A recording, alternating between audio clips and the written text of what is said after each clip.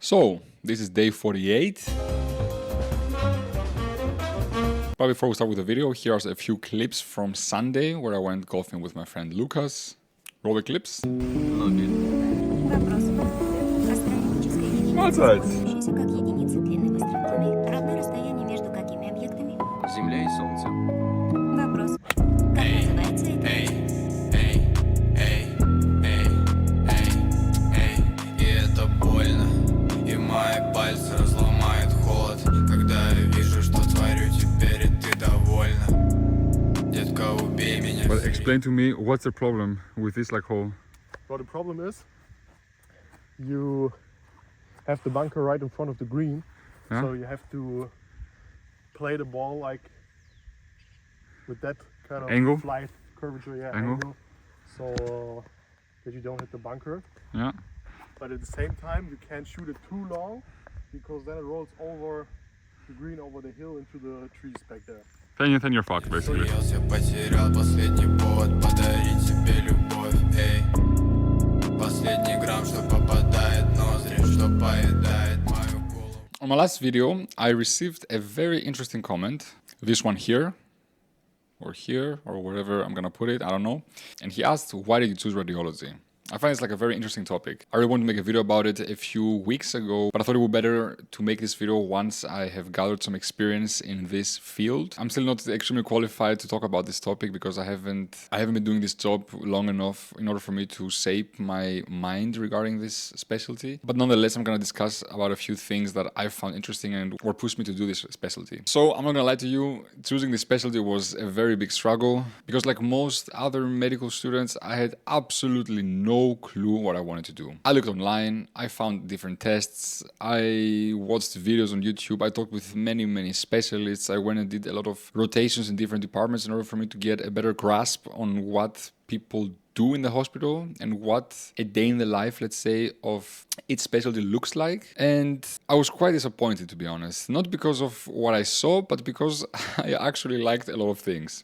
I've mentioned this in a video before, that I wanted to do a variety of different things like general surgery, psychiatry, anesthesiology, and so on and so forth. But I ended up doing radiology because of three main reasons, to be honest. The subject in general, the quality of life, and the future capabilities. So let's break down these three reasons. I'm someone who really likes different challenges. I like when a hard challenge is faced my way because it means that I have to work extra hard to achieve it. I don't like easy things. That's why in many tests, let's say during university and high school, everyone was a bit weirded out by me because I would solve all of the difficult tasks and I would basically fail on like the easy tasks. Because whenever something is hard, I need to focus more and I enjoy this more. I get more in this zone, let's say. So this is one of the reasons why I chose radiology. I feel like radiology as a whole is a very chaotic part of medicine because it deals with almost everything. You need to know something from every specialty. You need to know about urology, general surgery, pediatrics, internal medicine, dermatology, and so on and so forth. And this is actually something very interesting to me because at the end of the day, I don't feel like I will ever get bored. There's always something new happening. There's always something new coming out, something that you haven't read about or know about. And this is something, although chaotic, very interesting. And yeah, besides all of these things, what I also wanted to say is that radiology doesn't have that much patient contact in the diagnostic part. However, that doesn't apply when someone does interventional radiology. And this is why I'm also interested in this. Because in my opinion, it's a specialty where it combines the best of both worlds. You can diagnose someone and you can look at different pictures from CT, MRI, ultrasound, X-ray, and so on and so forth.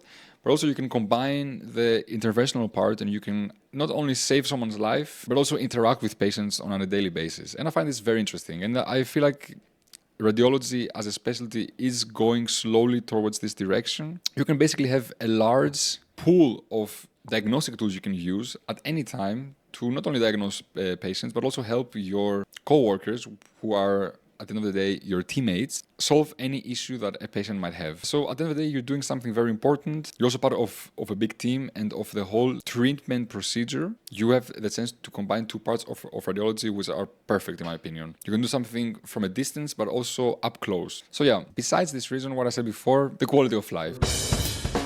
Now, I know that different statistics say that the number of radiologists is getting even smaller through time, especially in the US, that people need more and more these modalities and these diagnostic tools. And healthcare in general worldwide needs radiologists at this point, because unlike in the past, now an X-ray and a CT scan are one of the most daily used diagnostic tools worldwide. Whenever someone goes to a hospital, the first thing they want to do is see what is going on inside of them without opening them up. So what they do, they order an X-ray or a CT or an ultrasound or an MRI. But most commonly, they just ask for an X-ray or a CT. So yeah, now how is connected with quality of life? What I wanted to say is that at the end of the day, as a radiologist, you're not a surgeon. You don't need to be on top of a patient for 12 hours straight, to not move and to be hyper focused on one task where the life's patient is at risk. He can either live or die. You are not also on the other spectrum of the specialties where you sit in a lab 24/7 and all you do is look at different slides or you test the antibiotic resistance, let's say, from different microorganisms. You're in your own space talking with a great variety of different specialties 24/7. You also need to talk to patients sometimes,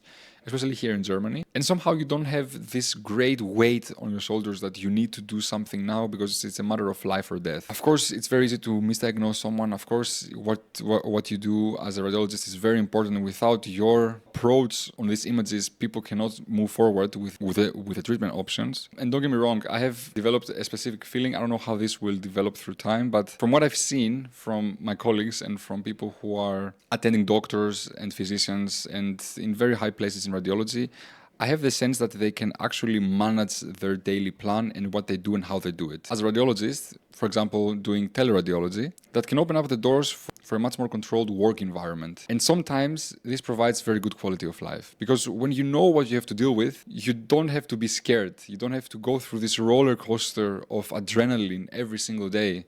And this also doesn't drain you. I also try to do anesthesiology. I find that this roller coaster of adrenaline sometimes can be very exhausting. Because at one time everything is going well, and within a couple of seconds you don't know if the person is going to live or die. Even though I find that this is something very cool and I would really love to do something like this, I don't know if my 60-year-old self will think the same thing. Because at the end of the day, we're also humans as doctors. And my mom has a very good saying that I like to repeat many times. Imagine that you're sitting next to a kid on an airplane and the airplane starts falling. You start panicking, the air masks drop, and the guides say that as an adult, you need to put the oxygen mask to yourself first and then to the people in need. For example, all the older people or kids. It's not because it's something selfish. It's just because the other person next to you might not be able to do it themselves. So you need to ensure that you're in an okay position, ready to help the other person. And I feel like this is something that also applies in medicine. If you don't help yourself first, you cannot help other people.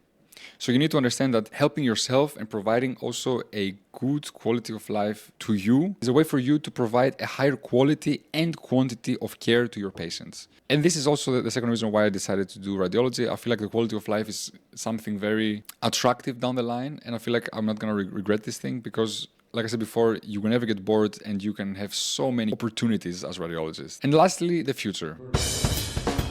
People say that artificial intelligence will take over radiology overall. Maybe it will in 20, 30 years, but I have a different belief on how this thing will develop. I like to think that radiology will develop in the following way. You need to understand that artificial intelligence is something that is now being developed and will be developed throughout the next 5 to 10 years. The more data we provide to it, the better it will be. And we're in the great position as radiologists to provide a lot of data because there are a lot of pictures out there and there are a lot of cases, a lot of variations being documented. And all of these things. So I do feel like artificial intelligence will be a very big part of the radiologist's daily life, but I don't feel like it will replace the radiologist because of 3 main reasons. First of all, the law. I don't feel like there are enough rules out there regarding artificial intelligence, and I don't feel like the constitution is ready worldwide to embrace and accept this change moving on. I feel like this will also need a few years. Depending on the government, some legislations might be approved, others not. Given the latest political phenomenon, I don't feel like this is something that's going to be very easy. Second of all, people need to understand that there's a big data problem. So I don't feel like I'm an expert in this topic, and someone please correct me if I'm wrong, but I feel like there's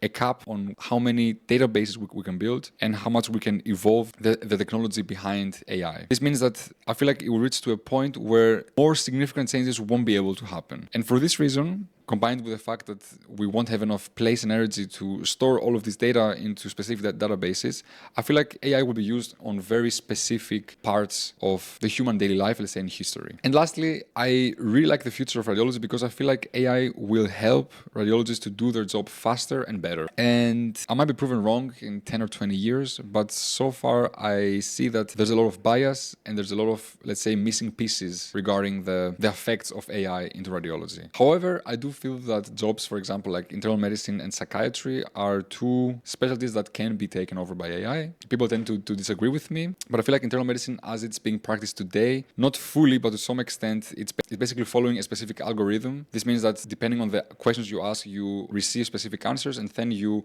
adjust your mindset depending on the answers you receive. And I have the belief that AI can be much easier integrated into this department.